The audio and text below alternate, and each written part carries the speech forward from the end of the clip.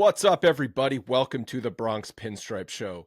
It's now the middle of January. Scott, Marcus Stroman officially signed. Last episode, we talked about the rumors were very hot and heavy. The Yankees were hot and heavy with Marcus Stroman, and then less than a day later, he officially signed. So we'll talk about that news.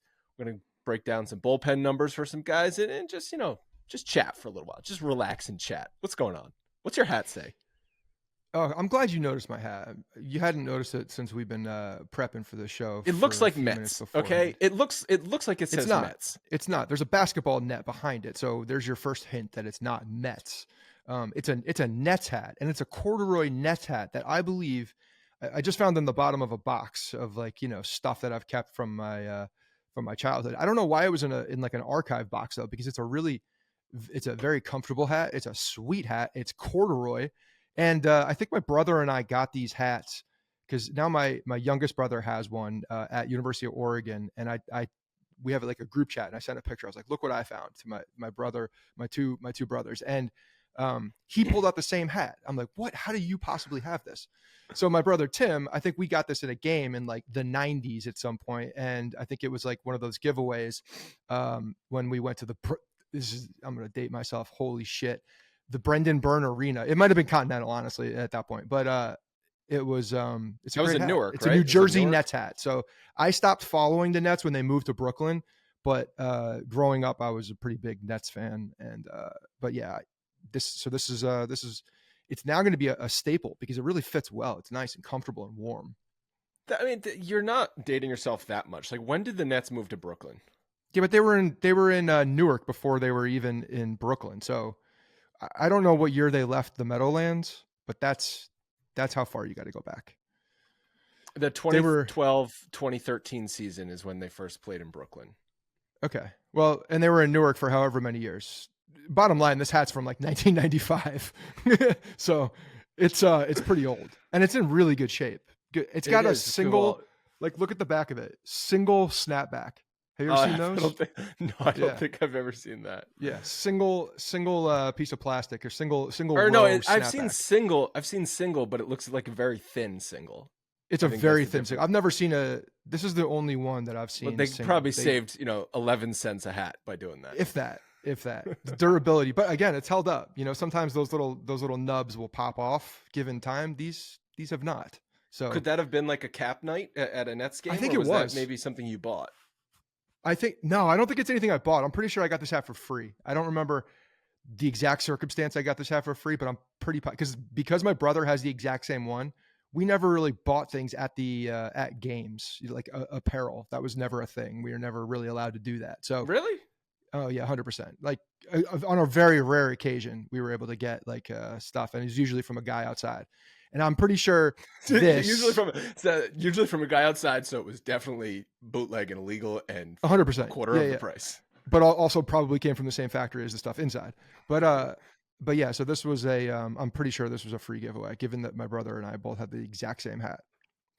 Every time we would go to Yankee Stadium, which was usually one trip a year, because obviously I grew up in Rhode Island, so we would go see the Yankees play at Fenway Park at least twice a summer. Usually, unless they came into town like very close to one another, we would usually go in May and then again later in the summer, and then we'd always make one trip to Yankee Stadium over the summer. And whenever we would go to Yankee Stadium, we would buy stuff from the team store there, because we don't only went once a year. But obviously didn't buy it. I wouldn't buy the A-Rod Sucks Jeter Swallow shirt at they were selling it outside Fenway Park.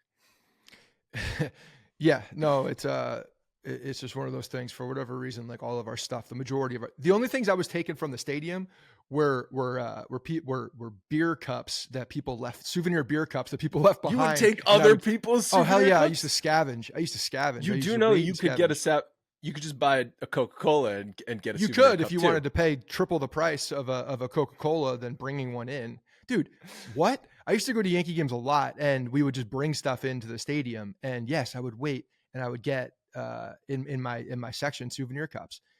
There's a lot of people that did this. Please hit me up if you're one of these people. I kind of still do it, to be honest. I don't know. And like all of my cups are souvenir Yankees cups from decades of collecting. In the 90s, were concessions as astronomically priced as they are now? And I know it's all relative, but I don't think Yeah. even relative they were like, I still feel like you could get a hot dog in the 90s for like $1.50 or something like that. Which, yeah, that's expensive in the 90s for a hot dog where you could probably pay 50 cents somewhere else. But now a hot dog's like $9.50 or something like that. It's just Yeah, but stupid. again, you just gave me 100% markup in comparison. You said 50 cents But to you a could dollar. still get a hot dog for 50 cents today. And now Yankee Stadium is charging you $9.50 for that same hot dog inside the stadium.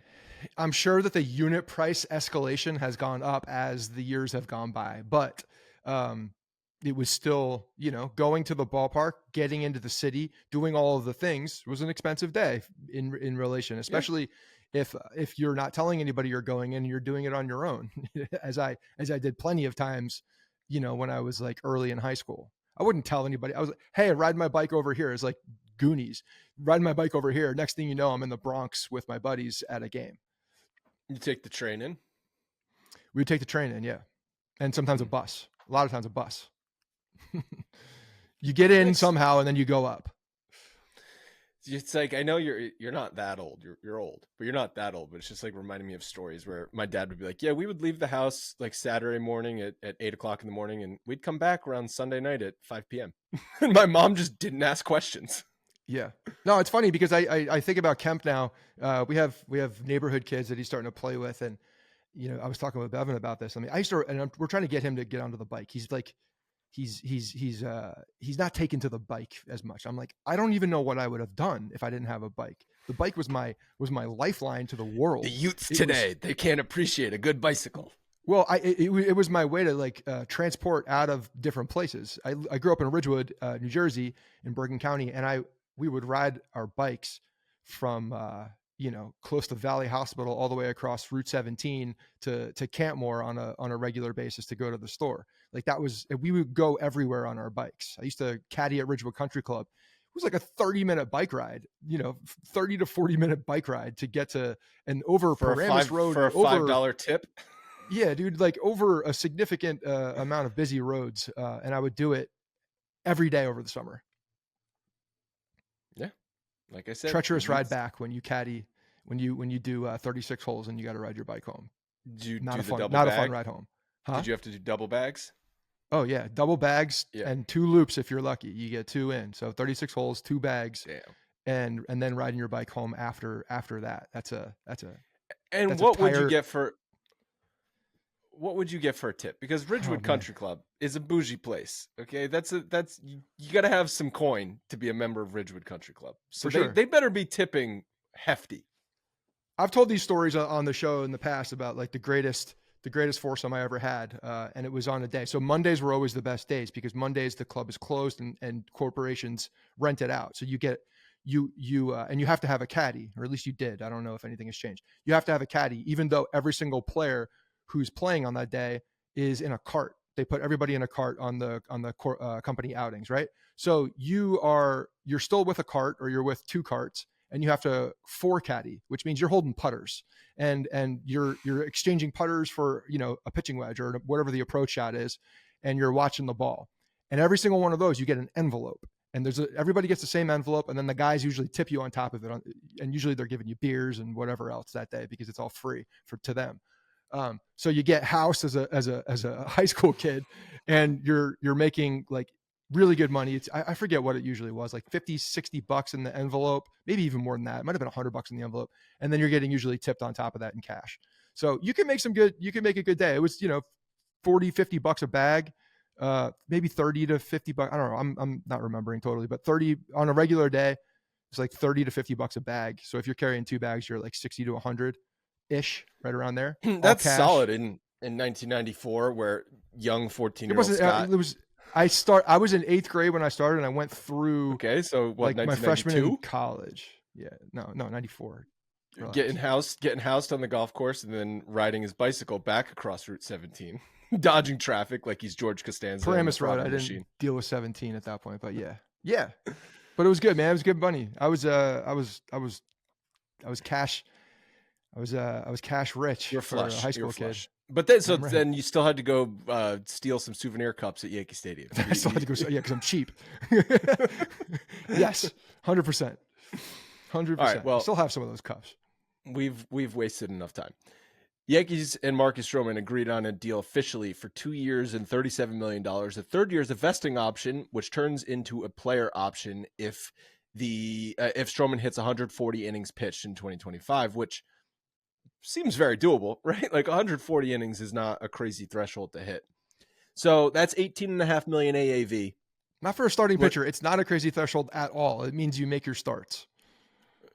I mean, you can still miss some starts and hit 140 innings. Right. That's the thing. It's because we were just talking about, we'll talk about Blake Snell in a second, but Blake Snell pitched 160 innings last year, and you were 180. surprised, 180 innings last year. And you were surprised. I thought it was less than that. Yeah. You don't think of him as a depth guy, but he made 32 starts. So you're going to make 30 to 32 starts. You're going to be in the 180 inning range. So yeah, if you're Marcus Stroman and you're going out there pitching 5+ innings every time, and even if you make how many starts do you have to make at that point? 24 to like 25. So you can miss. Just go to 150. So yeah, 30 starts at 5 innings is 150. So you can miss a month of baseball on the IL, or you could get skipped every now and again for just some rest days and still hit that threshold. So it is, in that sense, a very obtainable option for him. And it's interesting because when you compare that to two guys on the market who also recently signed, Frankie Montas got 16 million AAV for not pitching in a year, right? Like, what is Frankie Montas? Who the hell knows? And Lucas Giolito got 38 for 2 years with a third-year vesting club option similar to what Montas got, so slightly more than what Stroman signed for. And when you just compare numbers, like Marcus Stroman to Giolito, Marcus Stroman's a much better pitcher than Giolito. Giolito is durable, so he's going to go and pitch probably 30 starts, but he's also probably going to lead the league in home runs allowed and be a 4+ ERA guy. So really, I guess you can value that consistency, in air quotes, that volume from Giolito at the back of the rotation, but you're paying 18-19 million bucks for mediocre pitching. I can get anybody to throw, and stay. Not anybody. Not Most anybody. people. I can. When I say anybody, I mean someone that is well beyond what is thought of a fifth starter. I can get someone. You can from get it AAA. for cheaper than 19. I can get someone from AAA to make every start if I need to. Okay, and pay I understand when we're talking about durability going out there and starting, that is an important factor, but that's an important factor for good pitchers. That's an important factor for good pitchers who can help your team, not necessarily a shitty pitcher that comes out there and just is ass every single time. Like your value goes down at that point, and I think the innings are looked upon in a different light. So yeah, you could look at that fifth starter and say, okay, no matter who I'm putting out there, what's the production from that fifth starter, a fourth starter, or third starter, whatever you're paying for, and you kind of have to compare it to that. Because look, and Stroman's a good pitcher, man. He is. Like, he's a bit of a dog, and as we said on the last episode, we were talking about it just before he signed. I had talked myself into being very okay and good with Marcus Stroman. I know some people are down on this signing.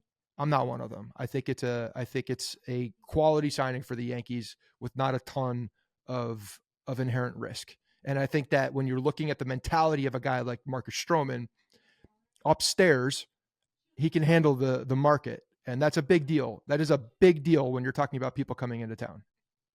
How many starts do you think Clark Schmidt made last year? Clark Schmidt made 27 starts. Do you have a guess, Logan? Yeah, might have been probably 30 right there. It might have been 29 or 30. Yeah, 32 starts. Okay. Yeah. So he made every single.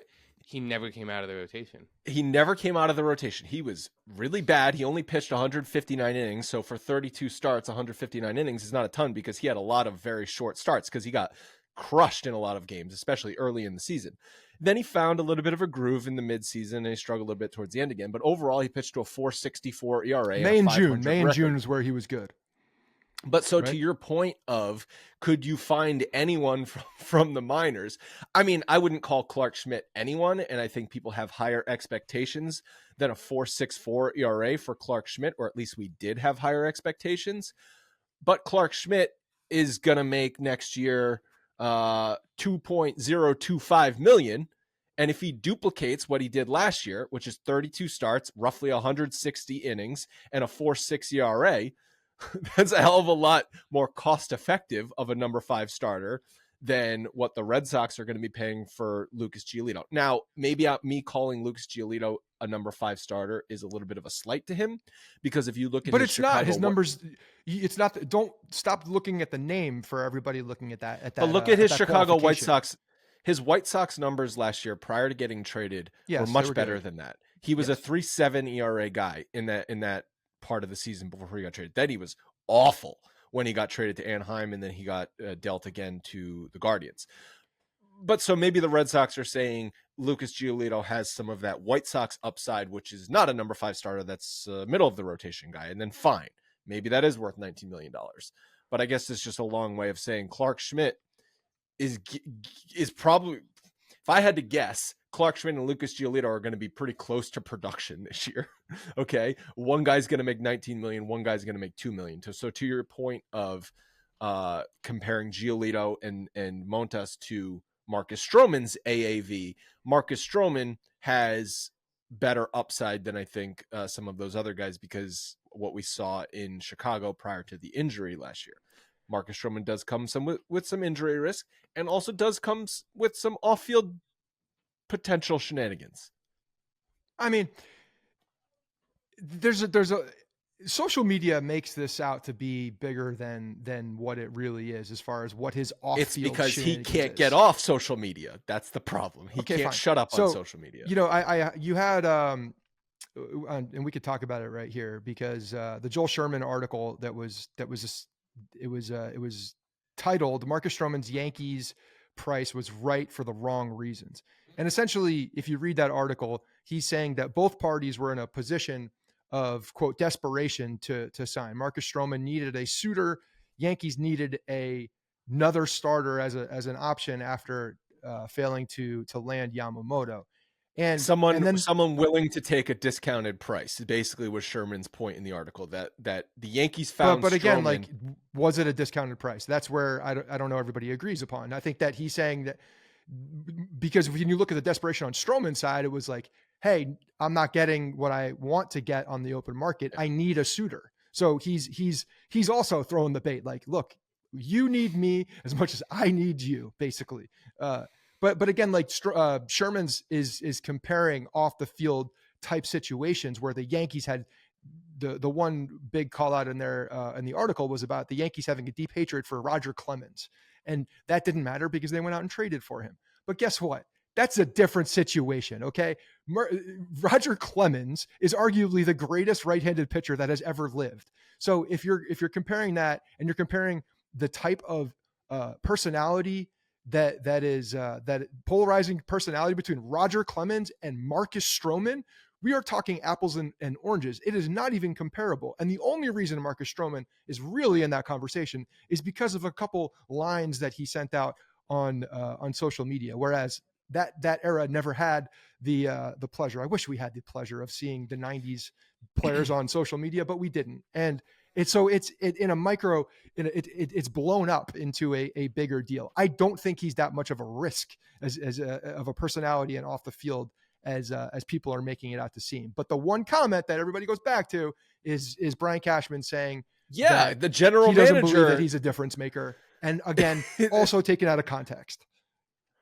Yeah, what do you mean taken out of context? Because he said that. He was asked the question. Is he a difference maker pitcher in that moment when they were looking to get him compared for the price that they were trying to get him for? And I know that it's like, make a list of how many trades almost happened because of Clint Frazier and how many didn't happen because of Clint Frazier. He was part of that deal apparently. But yeah, difference maker. I think who's a difference maker at a particular point in the season for this particular team, given the circumstances, is different than just saying someone is a difference maker in general. Well, do you know what the funny thing is? I don't think Marcus Stroman's a difference maker this year. I don't think Marcus Stroman's ever been a difference maker or ever will be a difference maker. Name a number 3, number 4 pitcher that's a difference maker in the history of baseball, besides the ones that come up in high leverage situations and outperform the back of their baseball card. That's when they become difference Andy makers. When they Pettit was outperform. Andy Pettit was the 2009 Yankees #3 starter. He was Okay. definitely a difference maker because he won every single start he made in that postseason. All right, fair enough. Andy Pettit, got it. I get Andy your Pettit, point. one of I the get most your point. clutch, one of the most clutch pitchers you could possibly put on a mound in a high leverage situation. Andy Pettit. So if Marcus Stroman can prove that in high leverage situations in the playoffs, because that's all we all care about, if you can actually be a quote, if you can go out there and throw shutout ball 1, 2 run and 6 innings in the playoffs, is that a difference maker? I think it is. If you could keep the ball on the ground in the playoffs, is that being a difference maker? Is that helping your team? I think it is, especially when your team can't score runs. Yeah. So to the Sherman article, it was very critical, and I guess Sherman, is he known for being critical of the team? I feel like more recently think that he definitely is opinionated, and he has no problem voicing his critical opinion about the Yankees. And I think it's been getting more critical over the past, call it 3 seasons. And really towards Cashman. I feel like a lot of his criticism is directed at rightfully Cashman. so. Yeah, but I wonder if there's something there where, because remember when Cashman was doing his powwow at the GM meetings and he sort of had that outburst? It was Joel Sherman that was asking the question. So I wonder if there's bad blood there, and I don't know where. I mean, he's been in the from. foxhole for a long time, so yeah, they know each other. They know each other, probably better than most, reporter, general manager. Both guys have been around for a very long time. Both guys understand each other's mannerisms. Both guys know what. I mean, you know damn well that Sherman has the buttons to push for Cashman to get. That's what I'm saying. He's just poking. Yeah. He's just got a 2-foot stick, and he's just sitting there jabbing him. The opportunity is he's bigger than ever to get a reaction out of Cashman, and that's exactly what happened. His back is against the wall, or was at that point.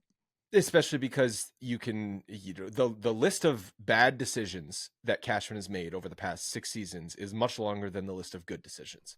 And I think that's really what Joel Sherman has been harping on. You could argue that his back is against the wall for the court of public opinion, for the Yankee fan and the people that are reading Sherman's articles, more so than his back against the wall for his actual job within the organization. I don't know, though. I don't know, because we talked about it's speculation. It's speculation. But the wave of uncertainty and the wave of disbelief from Yankees fans and the general tri-state area is definitely at an all-time high for Cashman. I think we think it might be within the organization, but we don't know. But I do think this is a make or break year for Cashman because it's the last year of Boone's contract. Cashman is signed through 2025, but if the Yankees have another bad year, I think at that point it's very easy, obviously, to move on from Boone because he's not under contract. And then at that point, with Cashman having a year left, I think they would just move on. I think at that point you have another playoff year. Huh? But after how last season went and how this offseason has gone, and the contentiousness, if that's a word, seemingly between Hal and Cashman on that day where Hal talked on Zoom and then 4 hours later Cashman gave his most animated ever press conference powwow. I feel like this season, if it goes poorly, could be the end for Cashman. The writing is on the wall. The signs are definitely there. There's no doubt about it, but it is speculation at this point. But you're right. The outward signs of there being heightened turmoil within the organization at the top is definitely there. And I'll go another step further. Even when you look at the makeup of the contract situation for this team going into 2024, it's ripe for a new regime going into 25, considering Juan Soto has the potential to be signed. Glaber is expiring. Verdugo is expiring. Like there's a lot of situations here where you're now looking at a new general manager coming in at the end of 2024, looking at 2025.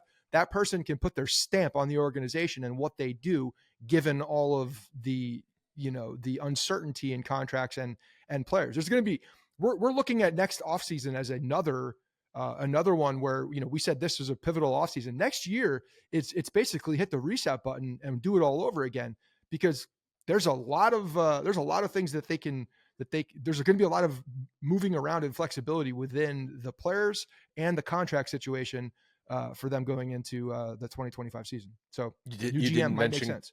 you didn't even mention Cole, who's going to opt out after this year. Well, I think that's just a formality, to be honest. But yeah, Right, and the Yankees will just lock in that extra year for him. But what if this year is disastrous? for Cole, No, Or for the Yankees. they're still going to do it. I know they're still going to do it, but let's play out a scenario where it's a bad year. Okay, everything goes wrong again, and they miss the Oh, great. playoffs. Yeah, cool. And Let's live in Cole, that world. Oh, you Cole, mean let me reset can my I mind. finish? Can I Let me finish? reset my mind for 3 months ago. Go ahead. Can I finish? And Cole opts out, and there's a new general manager coming in because Hal's finally pulled the trigger on Cashman. Maybe that new GM says, "Yeah, I know we're locked up with Aaron Judge. He's the captain of the Yankees, but let's do a reset on a lot of other spots because that's how we're going to turn this franchise around." I know it's not going to happen. Okay, I'm not saying it's going to happen, but I will definitely spend an episode talking about it next offseason. At the end of spring training, we will talk about this. It's not going to happen, especially given with Garrett Cole, it's not going to happen. So, but yes, next year coming in is a relatively blank slate. So you better feel damn good about Brian Cashman if he's doing, because he's essentially, going to be making decisions that will affect the team for the next at least 3 to 4 years after that, looking at, the types of players they're bringing in. And if Juan Soto signs, obviously, that's a significant long-term deal. The other things from the Sherman article that I think are worth talking about. So he said he called out the Yankees for not really having a good plan B for if Yamamoto doesn't sign with them. And it kind of seems like another situation, like he equated it to when Ohtani did not sign with them in the offseason heading into 18, that the Yankees plan B at that point was, okay, let's get Stanton. And obviously that hasn't worked out well. But this plan B doesn't seem like they haven't been acting quickly on it. So did they even have a plan B for if Yamamoto didn't sign with them? It didn't seem like they had a plan B. Because it's a very different situation. It's a totally different situation. You're looking at Ohtani, who is a two-way player, right?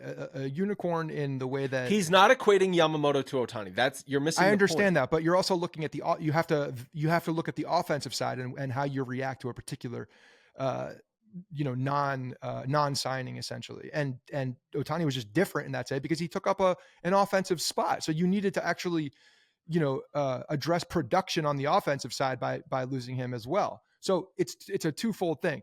I think that Yamamoto was a convenience. It was opportunistic, and in the sense that he was available. Not to say that they needed a plan B to Yamamoto, because I don't think there was a plan B that is relatively comparable. That's bad to though. Yamamoto. We keep talking about how they need to address the starting pitching, and all reports were that the Yankees' number one target this offseason was Yamamoto.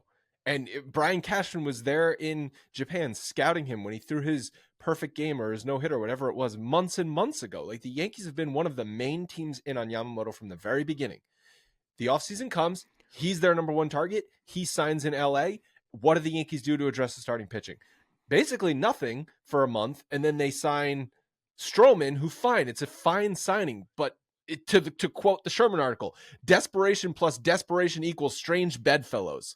Okay, that's their only addition to the starting rotation right now, which we have said time and time again needs to be addressed, because after Garrett Cole, who's definitely a lock sure thing, just won the Cy Young, you have question marks. And I would still lump in Marcus Stroman as a question mark. So if you're looking at the plan B, and again, there's two significant cogs out there still with Montgomery and now Snell's asking prices astronomical, given 9 years apparently. He's what, 30? What did we say he was? 32? He's 30. He's going to be 31 years old. So 31? That means you're locking him up basically till he's 39, 40 years old. Yeah. Yikes. Yikes is right. For yikes is right. Just given you look that far out, it's just scary, period. But the move, the second plan after Yamamoto, in my eyes, is to sign two guys, because you're not going to replace that one with a similar signing. The quality is just not in the same realm, and the youth is not the same Yamamoto. And that's why I think it's different, because he's 25 years old, Yamamoto.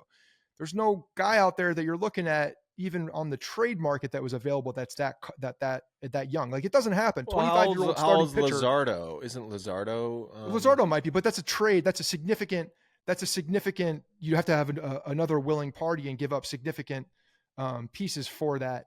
And I just don't know if the Yankees believe that that's worth it. I think it's a different situation. I understand what he's saying with this. I do think it's a different situation and then being opportunistic. And he's 25. They did just sign Carlos Rodon last year. They did. And I understand that it didn't work out in a big way, but that was a big contract that they gave that guy to be the number 2 pitcher. So, he's got to go be the number 2 pitcher. He's got to be the number 2 pitcher.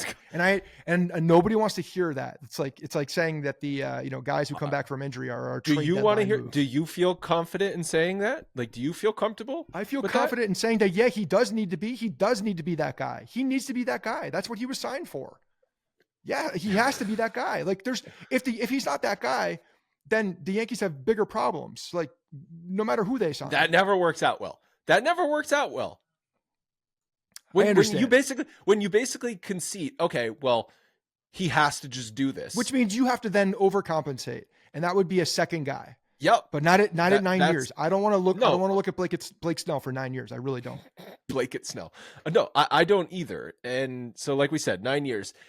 Interesting comparison that we were making before the pod. So, Logan brought this up.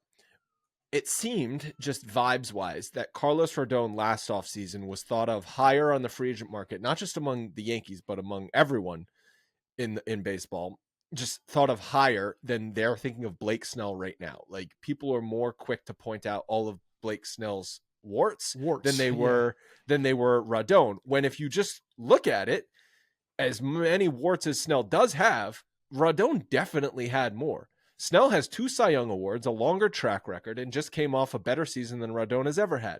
Rodon had a ton of injury problems, basically had a season and a half that was good and healthy with San Francisco, and then going into the winter, and Rodon ended up getting 6 years, 100, I forget the exact number. It was like 27, 28 million a year. Snell is asking for 9 years. I don't think he's going to get 9 years. He's probably going to get 7. I don't want to sign Snell either for 7. I've said that from the beginning. But it's just interesting when you look at it. It's like Rodon at the time seemed like such a more surefire thing when in reality he really was not. Yeah, it's a good, when you're looking at contracts and what people expect to get. It's a comp. It's a good comp, I think, and it's probably one that Boris is using for Snell. Definitely. I mean, they're coming out of the same division. He's got a whole PowerPoint and graphs and spreadsheets to prove why Blake Snell is worth a year and 28 million more than Carlos Rodon is.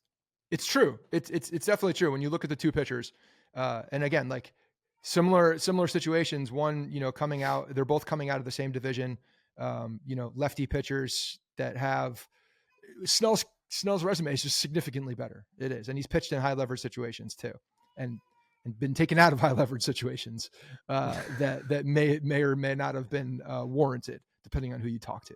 So yeah, the guy does have a track record of being able to pitch in big moments, whereas Carlos Rodon very apparently has a track record of flipping out in big moments, literally to fans. And now we're dealing with a guy that's has a massive deal, and we have no idea what to expect. But we know what we should expect. We should be getting top of the rotation production from a guy who's getting paid what he's getting paid. Yep. And anytime you walk into a season saying this guy just has to do it. Oh, Stanton just has to play 140 games and hit 30 home runs. Oh, Carlos Rodon just has to be the number 2 pitcher. Oh, Greg Bird just has to stay healthy. Like, it's never good. It works for the guy that won the Cy Young in the American League. We know what he has to be. And in fact, he had to be at a higher level last year, and he did. He was. It's a shame that everybody else around him wasn't, but he did step up his game. Garrett Cole stepped up his game last year and won a Cy Young because of it, but improved areas that he needed to improve upon. Now, the areas that Carlos Rodon needs to improve upon are significantly different. And for the most part, he needs to be able to stay on the field and be healthy so that he can be an effective 2-pitch pitcher. And not a guy that's, walking a million people and then, telegraphing his pitch selection and location. He needs to be a different guy. He just needs to be a good pitcher. Whereas Garrett Cole was sharpening his knife. He was, perfecting his craft and getting that much better. Do you feel good about the rotation, assuming Carlos Rodon is, let's call it 80% of what he was in his year in San Francisco? I think that on paper, if Carlos Rodon is 80% of That's what a he no. is, well, you're asking me a confidence level, and confidence has to go back to what we think is, doable on paper. Yes, I think it's a strong rotation. If everybody's healthy, it's a strong rotation. That's not what I asked. You got to put that out there. I think they need one more pitcher. I think that this is the year that they need to, and they have the ability. And I said this last episode, because Clark Schmidt is a controlled guy at the back of your rotation right now. And we're about to talk about the bullpen. There's some holes in this bullpen. It's a lot of uncertainty in this bullpen as well. That Clark Schmidt becomes a valuable flex piece for you. And he is right now. So you have the ability to actually create depth in the rotation, which is difficult to do, understanding that there's only 5 spots that are taken by a starting rotation.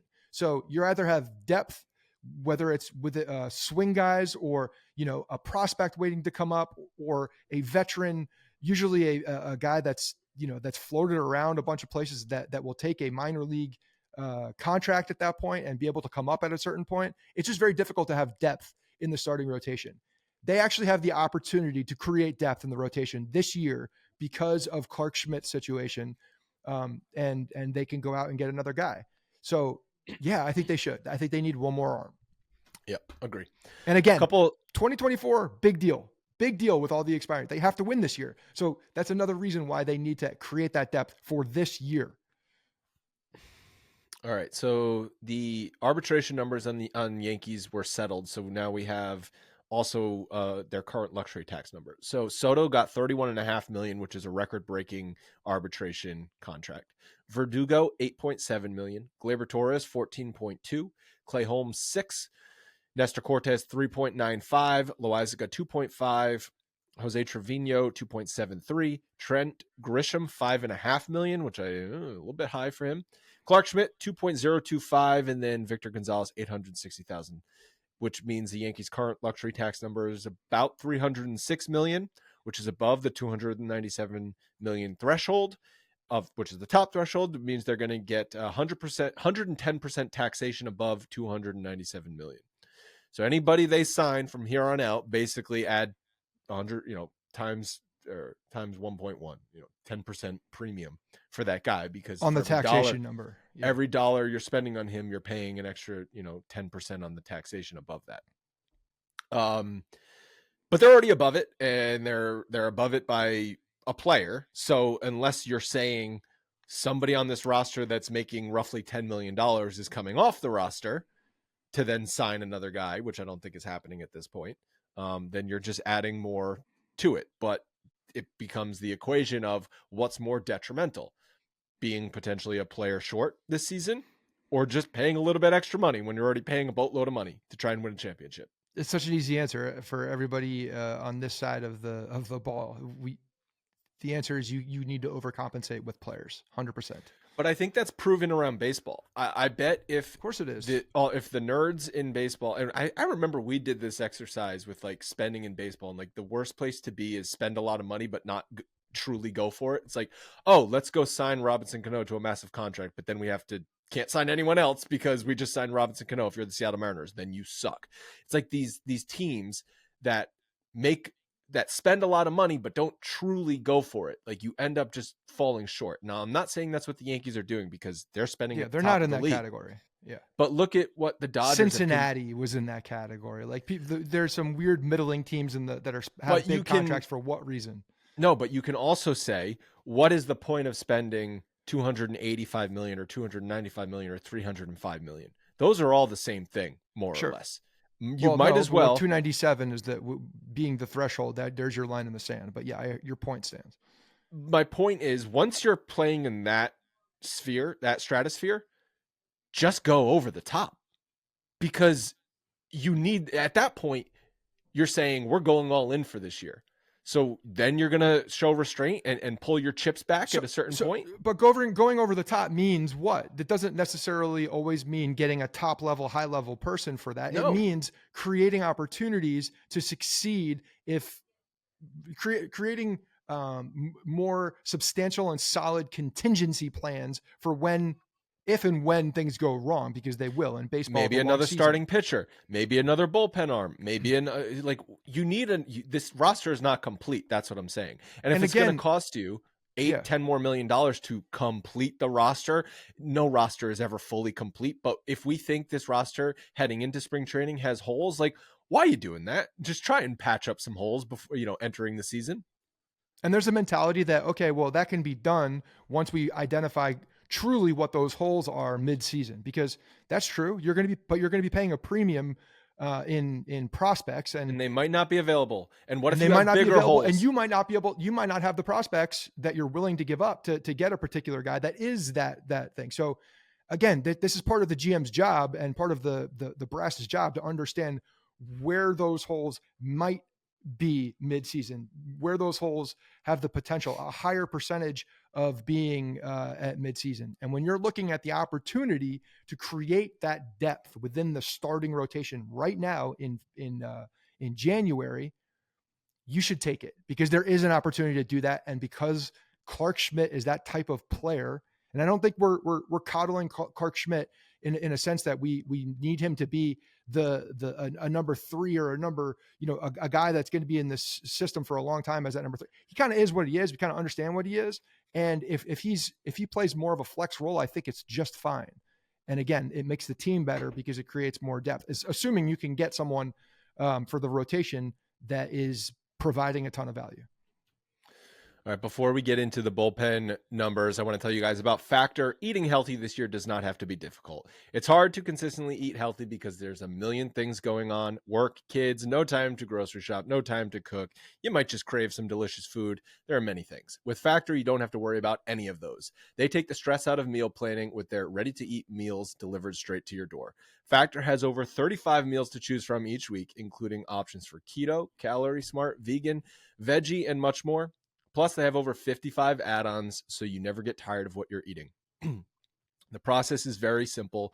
You go to their website and you pick what you're going to eat for the week. They deliver the food right to your door. Then you heat it up in just 2 minutes. Boom, you're eating delicious and healthy meals. My box of Factor arrived yesterday, and a ton of great meals in there that I'm excited to try. But they also included this little package that said wellness shots on it. And I open it up, and it's like a lineup of like 6 different like mini 2-ounce like juice shots, which, like, I'm not the biggest juice guy, but I can do 2 ounces of juice, right? Like, I'm not going to do a 12-ounce juice, but I'll do a 2-ounce juice. And also just the way my dumb brain works, it's like, oh, it's a shot. Like, it's like I'm 25 again. It's just Friday night pre-gaming for the bar, except, good for your body. Factor is also flexible. You can change your delivery order every week with plans from 4 to 18 meals per week, or you can pause or reschedule your subscription whenever you want. I love it because inevitably the dinner window, 5 o'clock, comes around. We've got 2 kids now, trying to feed them both. Lucy's eating real foods now too. So there's just food everywhere. Food flying across my dining room. It's out of control. But being able to just open the fridge, pop in a delicious meal into the microwave, 2 minutes later, Leanne and I are eating something good, that is a lifesaver. Factor is no prep, no mess, just delicious food. Head to factormeals.com/Bronx50 and use code Bronx50 to get 50% off. Half off is a great deal. factormeals.com/BRONX50. Factormeals.com/Bronx50. Thank you very much, Factor. They're going to be with us for most of the season this year. I always appreciate that, and appreciate everyone out there listening who's going to give them a try, because that helps out the show, helps me and Scott. And you have young kids. Everybody understands this who has young kids. There's 2 dinner times, one for them and one for you, given if they're young enough, until they're able to join, like a real human being and sit down with you. They go to sleep earlier, and you got to feed them. And then, so you have a Factor meal that you can pop in later and enjoy it together with you and Leanne. That's a big deal. No prep. You're tired. You don't want to deal with that anymore. It's a big deal. 8:30 rolls around, and once Harrison's asleep, I'm basically dead inside. Yes. Okay. So, oh man, this past weekend, just treacherous. The stomach bug rolled through my house from Thursday evening at 8 p.m. all the way up until Monday night, just Brutal. tearing through my house. Yeah, brutal. The stomach bug's the worst too. There's nothing you can do about it. You just got to let it happen. Yeah. Just I felt like burning the house down, honestly. But by the time the weekend was over, I was like, tear it down. Let's start over. Okay. Bullpen. We think they're going to be heading into the season with 8 bullpen arms, 13 total pitchers, 5 starters, obviously. Although they could get tricky beginning in the season and go a starter down depending on how the schedule lines up. We've seen them do that before. But right now, the bullpen arms look to be Clay Holmes, Jonathan Loaisiga, Tommy Kahnle, Ian Hamilton, Scott Efros, who is coming back, did not pitch last year, Victor Gonzalez, who's the only lefty in the bullpen, Ron Marinaccio, and Luke Weaver, who I know ended the season last year with the Yankees, has bounced around the league for a bunch, Cincinnati, Seattle, a couple other teams. I think he was with Arizona at some point. But this bullpen to me feels incomplete. There's not a lot of definites, and like you're not really excited about any of these guys, to be honest. No. I would argue that there's no dominance in this bullpen right now. And I know Clay Holmes has shown dominance at times. But I don't think anybody's expecting, Clay Holmes to be this dominant, guy who's throwing a 2-seamer at 100 miles per hour anymore. Like, that was a short-lived situation. He's a good pitcher. He's good in high leverage situations, and he's going to be the closer walking into the season as of right now. But I don't think anybody feels amazing about that. I don't think anybody's like, yeah, like we got the end of the game locked down. I don't think that's the situation by any means. And you go down this list, there's guys who don't have a massive track record, guys who are getting older, guys who have been hurt. There's a lot of question marks in this bullpen, actually. Yeah, Clay Holmes' numbers last year in 66 appearances, 63 innings pitched, 2.86 ERA. It was a 152 ERA plus. I know he was very, very good in the first half of the year. I think he went through some struggles in the middle part of the year, which seems to be a theme with the Yankees. But I agree with you. Are you saying Clay Holmes doesn't, that dominance we saw, what was that? First half of 2022 is when he was really otherworldly. He hasn't really been able to show that again, right? The control issue for him, he was able to control the strike zone a hell of a lot more than he had been outside that run. In that run, he was dominant, like absolutely dominant. We're all sitting here like, Cashman's a genius. This is the next guy. But then kind of came back down to earth a little bit. The turned into a pumpkin, not in a completely drastic way, but he had control issues. And if he has control issues, he's certainly less effective. Logan, can you look up while we're doing this where the Yankees bullpen ranked? If you go to the Fangraphs leaderboard, where did they rank for WAR? We can first half of the year they were the best bullpen in baseball. I know that. I'm curious where they ended up, because I know the bullpen got worn down from the first half of the year, and I know they were not nearly as good in the second. The team sucked in the second half of the year. So the whole team sucked, but I'm wondering where they ended up for just value as a bullpen. But I agree with you, Scott. To your point, not only the dominance, I think a bigger concern to me than who is the dominant guy, because you don't always need every bullpen doesn't need to have Mariano Rivera in it if you have a lot of consistent arms. I think there's big injury concerns in this bullpen. Everyone in this bullpen could go down with an injury. Loaisiga has been on the injured list every single year he's been in the league. Tommy Kahnle has had injury problems. Hamilton, Efros missed all of last year. Hamilton, the Schlambino, we're really saying the Schlambino is the next best thing. The Yankees were 4.2 WAR last year, which was 16th best in baseball. So they went from a top 5 bullpen in the first half of the league, in their second half, brought them down to middle of the pack. Yeah, there's ERA. And Tommy Kahnle is a guy that they're going to be relying upon. He's definitely a year older, as everybody is, but he's a year older he's getting to that age where I don't know if that year older is going to be a good thing, if it's going to be a very bad thing, if he's just going to age appropriately or fall off a cliff. He's getting to that point now where we're not sure. 34, your mid 30s, plenty of guys have pitched deep into their 30s in a bullpen situation. Look at our guy David Robertson, who I believe is still available, right? Is he 47 years old? 47. He's 47. Jesus Christ. I almost believed you. That was stupid.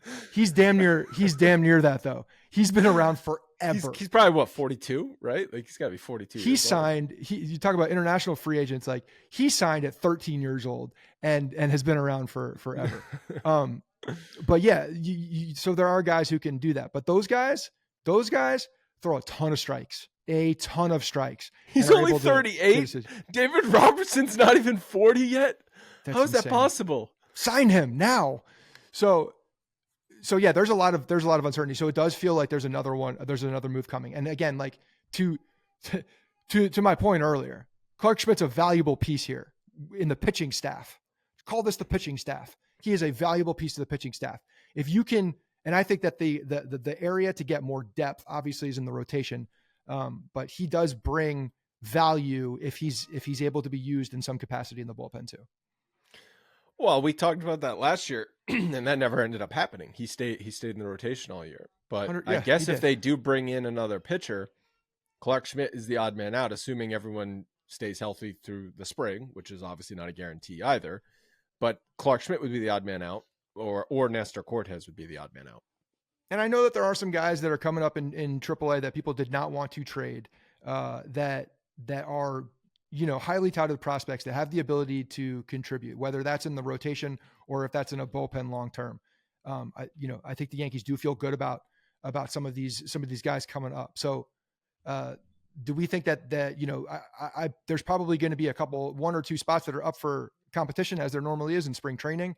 And can a young guy come in and knock out? Like, I don't expect Luke Weaver to be a major contributor on this team. I think he's probably a guy that's going to be. He's an innings eater. If they need someone in a particular, yeah, exactly. He's a the starter got bounced in the second inning. We need someone to eat innings.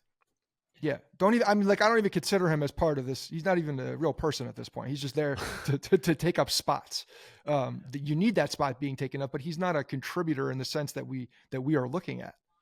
So another interesting thing about this bullpen is, first, they only have one left-handed pitcher, Victor Gonzalez, but a lot of the right-handed pitchers for the Yankees are actually very effective, if not more effective, against lefties than they are righties. Clay Holmes' OPS allowed against righties last year was .603. It was that's 560 against lefties, and for his career, that's actually a little bit reversed, where he had a better OPS against his righties, but last year he was better against lefties. Loaizaga, on the other hand, much better against righties, 501 OPS last year versus 720 against lefties. More similar righty-lefty splits for his career. Tommy Kahnle, who I think notoriously has been a guy to get out lefties because of his changeup, last year had a 637 OPS allowed to lefties and a 583 against righties, so he was better against righties. But historically, he has a 665 OPS against lefties, so he's gotten lefties out.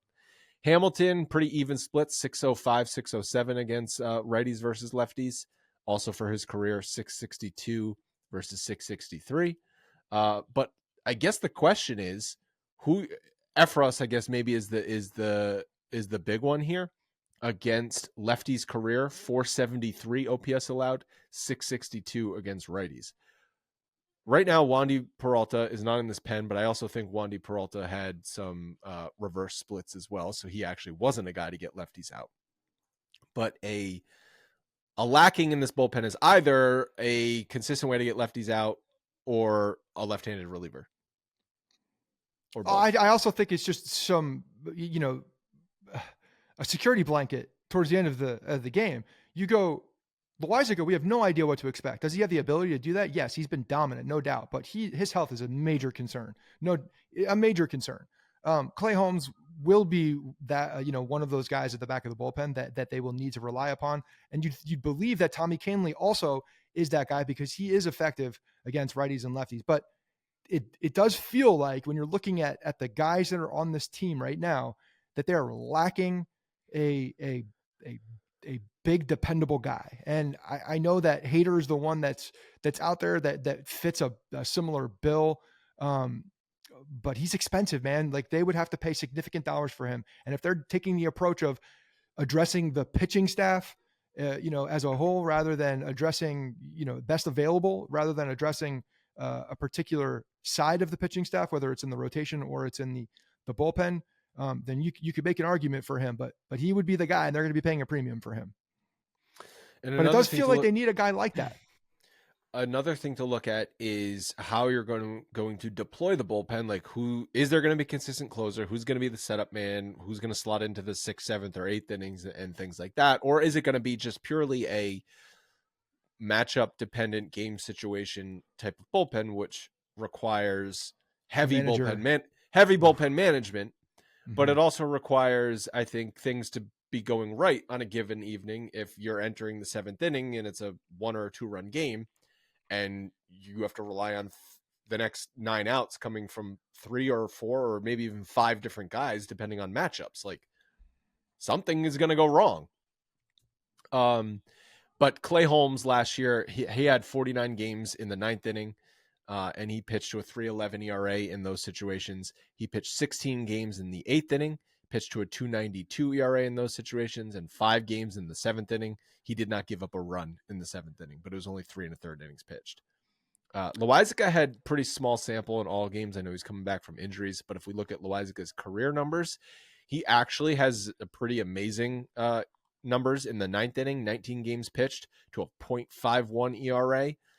That also, it might be a little misleading, because if we look at his leverage situations, Jonathan Loizaga, actually in career high leverage spots, 632 OPS allowed, 654 in medium, 669 in low. Last year, in the very few spots he got in high leverage spots, he had over 1,000 OPS allowed. And he was, but like, again, you pretty much throwing out Loizaga's numbers last season. But the bulk of Loizaga's work has come in the 7th and 8th inning, 2.02 in the 7th, 5.58 ERA in the 8th inning. And then Tommy Kahnle, like, and these are the 3 guys: Holmes, Loizaga, Kahnle. Like, right that's now, your 8. That's your 7, 8, 9. If you're in some combination, people for 7, 8, 9, and look, the other person, Ian Hamilton, when healthy, was very, very good also. So I think that they do expect a lot of production out of Ian Hamilton. And, Victor Gonzalez is a guy that they've ID'd. They believe that he is an effective and can be an effective. When you look at his splits by inning, it's strange, because he leapfrogs innings. Who are you talking about? Victor Gonzalez. You go back and look at his numbers. He's pitches to a 4.26 ERA in the 6th, but a sub 1 in the 7th. Then he balloons up to a just over 12 in the 8th, and then again pitches pretty well in the 9th inning. All similar sample sizes. So I don't even know what you possibly expect from him, but I think that he's one of those guys where they believe they have the ability to make the tweaks that they do in the bullpen. I think he feels like the guy that they brought in that was ID'd to be significantly better than what anybody expects. So my expectation now for a guy like him, for specifically Victor Gonzalez, is higher than the numbers I see, because I think that the Yankees have identified him as someone to be a better contributor. So I think even better than looking at inning numbers is looking at leverage, because innings is not, it can be misleading. As I said, you're pitching the 9th inning, but it's a 5-run game. You're just sort of finishing up the game at that point. That's a low leverage spot. So if we look at Victor Gonzalez in high leverage spots, his career OPS allowed is 708, then 702 in medium, 495 in low. So 708 and 702 OPS allowed is not terrible, but it's not amazing as a short inning relief guy. 495 is amazing, but that's in low leverage spots.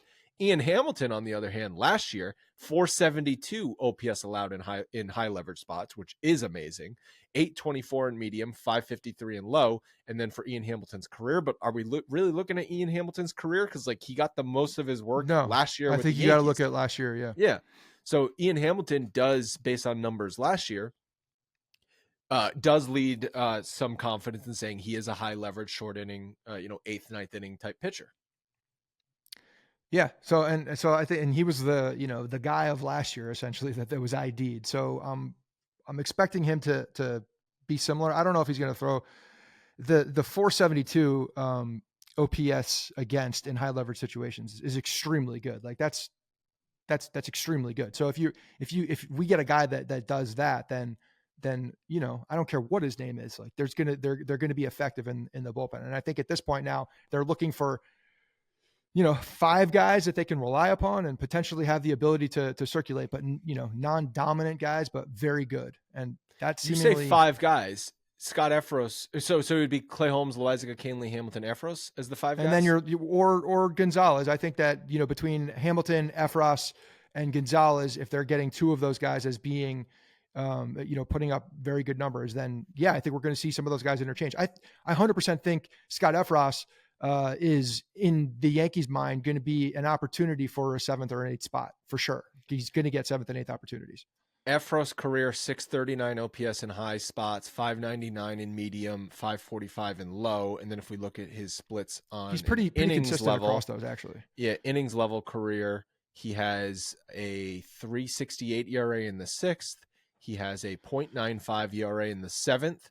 He has a 440 ERA in the 8th and a 0.87 ERA in the 9th. So yeah, it's really hard to again, it's hard to look at innings insights, but also the inning. I guess the inning numbers are, I think, completely it can be completely misleading. They might not be. Like we have seen guys, Dylan Betances, literally just crumble because the scoreboard says 9th inning. Yeah. Could be a 1-run game or a 10-run game. Scoreboard said 9th inning, Dylan Betances can't pitch. Can't throw the ball over the plate. Scoreboard says 7th or 8th inning, best Dominant pitcher in baseball. So, Man, that I don't know. 6.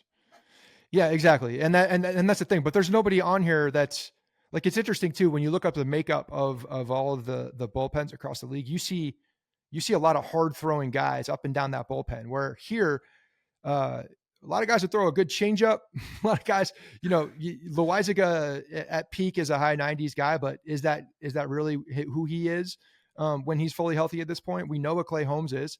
So there's not a lot of power guys in this bullpen either, it's just a different type of makeup than what you see trending across the league. And that's where I think you have the ability to bring up potentially some of those guys. You just don't know what they're going to be. What is Jonathan Loaizaga? Guess what is Loaizaga's career high in innings pitched? Oh, for high for his first season. Yeah, because he's an injury guy, right?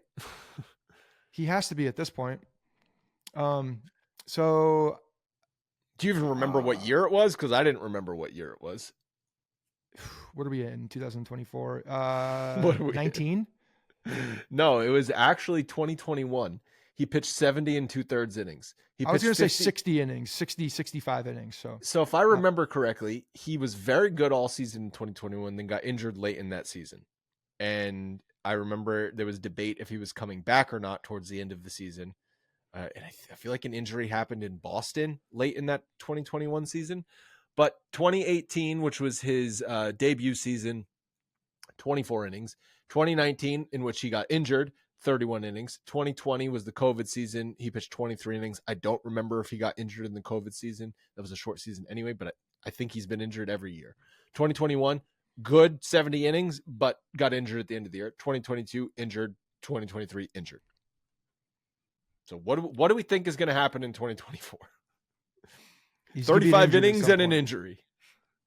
35 innings and an injury is not a guy that you can depend on for an 8th inning situation or 7th. No. And again, that's why I think that they're looking at having more of capable 5 to 6 guys and then interchanging it, which is, as you mentioned, is going to be a lot of bullpen management.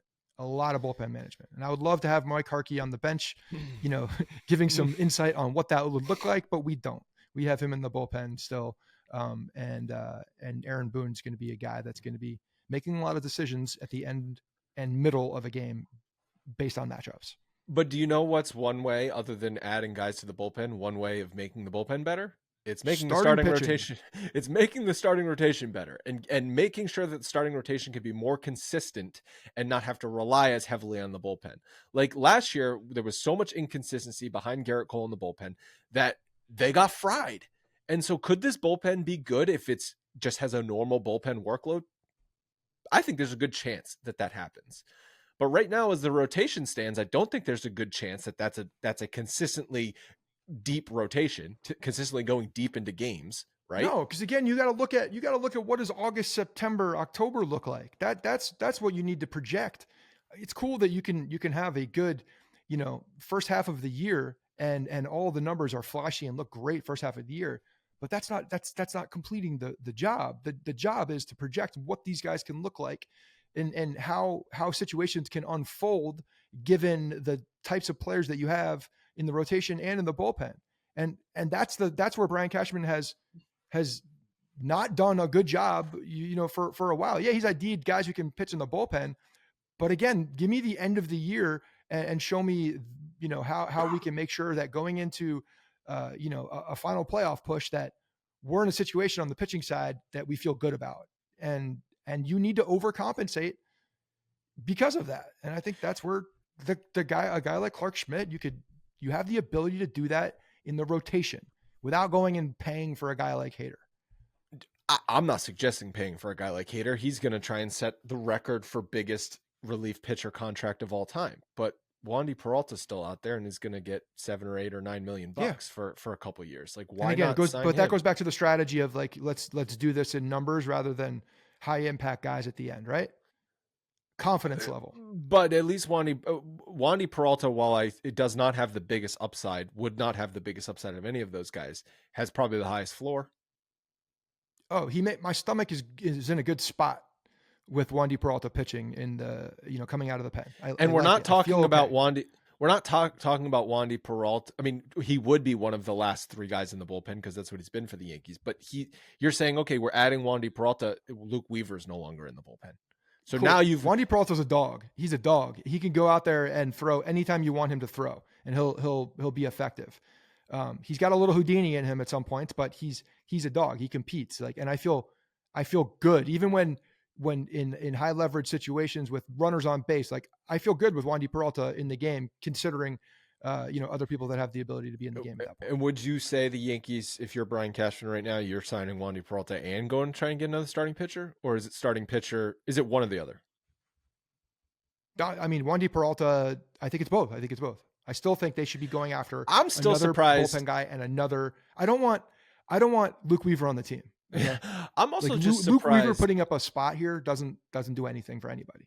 Aren't you surprised Wandy Peralta wasn't the first signing of the offseason? Like, oh, Yankees and Wandy Peralta agreed to a 2-year, $15 million deal. Like, I felt like that was going to happen December 1st.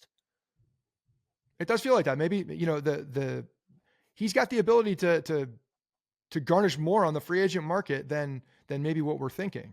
Maybe there's more competition for a guy like him, and it's advantageous for him to wait and shop around as much as possible because he's always going to get that deal, right? Always. So why not wait and try to get something bigger? Because he's not. He hasn't gotten it yet, and maybe apparently his agents or maybe the thinking is let Hader sign and then the teams they're not who are the in same on Hader. No, but the theory is like, okay, 2 teams are in on Hader, and then 1 team misses out on Hader. Let's just sign Wandy Peralta and let's give him an extra year just so he makes sure he signs with us. Yeah, that's valid because I think that, again, I think his floor is the floor, whether he signs on the first day of free agency or the last day of free agency. I think his floor is his floor as far as contract. Like, we know what he's gonna get. But the longer he stays in the market, the longer he has the ability to get something, whether it's another year or an extra couple $1 million or whatever. I think the longer he has for that guy, I think he's got a better situation to land a bigger deal. And like you said, it's just like how your stomach feels. Like Wandy Peralta's coming out of the bullpen. Like, okay, like my stomach isn't going to be churning this for the next 10 minutes. Right. It's like, it's just, and if he walks a comfort and walks 2 guys, maybe if he's having a bad day, locating, like, still feel good that he's going to get out of a situation. But I agree with you. Having another starting pitcher come in and signing Wandy Peralta, I think is needed when you look up and down this pitching staff and the question marks, not only in the rotation after Cole, but the question marks in the bullpen, 1 through 8 in the bullpen. I think there's question marks. Overcompensate. We don't want to be running a bunch of Johnny Britos and Randy Vasquez out there and dealing with the Scranton shuttle for that 5th rotation spot because all of a sudden we're in a depth problem because of injury. Overcompensate. They have the flexibility and they have the wherewithal to do so in this year, which is a pivotal year. Go do it. Like, on the one hand, Brian Cashman is willing to sit there and tell us injuries are a part of Stanton's game, right? He said that. He has to be at least realize injuries are a part of Rodon's game, are a part of Stroman's Cashman's game, like, injuries are a part of my game. are a part of Nestor Cortez's game, are a part of Jonathan Loizaga's game, Tommy Kahnle's game. Like, injuries are a part of a lot of these pitchers' games. So if you're going into the season saying we're going to just cross our fingers that all of them are going to stay healthy, it's never going to happen. It never happens in any season on any team in the history of baseball. Correct. Overcompensate. Do it. Okay. That's going to wrap it up for today's show. Thank you guys so much for listening. Again, go check out factormeals.com/Bronx50 if you're interested in trying out that product. And we'll be back at you next week.